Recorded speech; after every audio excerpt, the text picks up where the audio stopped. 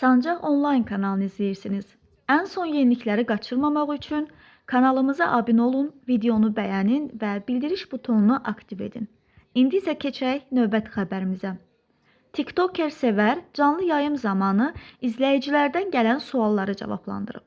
Həcinin harada olduğu ilə maraqlananlara həci yatıb cavabını verən Sevər bu sözləri ilə diqqət çəkib.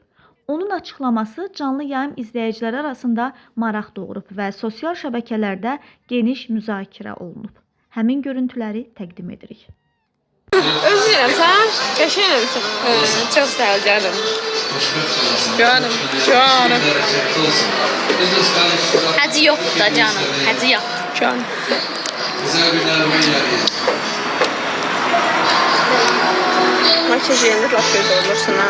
Laf gözəl olurum makyaj eləyəndə. Doğrudan, makyajsız gözəl deyiləm. Elə də gözəlsən, belə qəşəngəm. Hə, makyajdan daha gözələm. Evet. Mən çağırmayıblar, amma mənə çalıb. Mən də.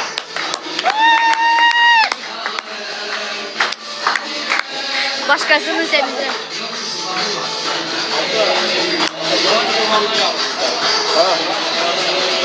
Şevət xanım, nə istəyirsiniz gətirin? Gedə onun ad gününü təbrik edək. Gedə sağ olun.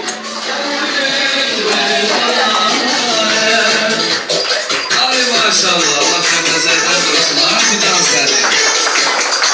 Təbrik edirik. Bereketli olsun. Təbrik Sabır olsun. Her zaman. Tebrik ederim. Maşallah. Mən dərs aldım. Mən dərs aldım.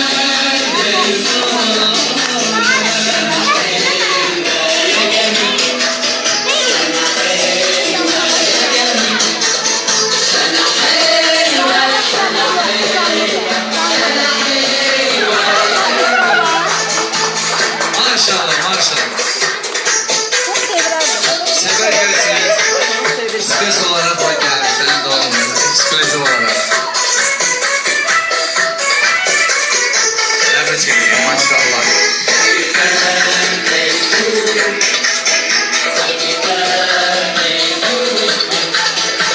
Ad günün mübarek.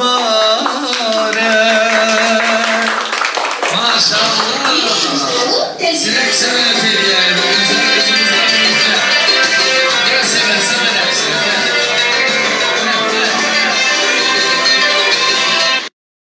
Kulaq göstərir.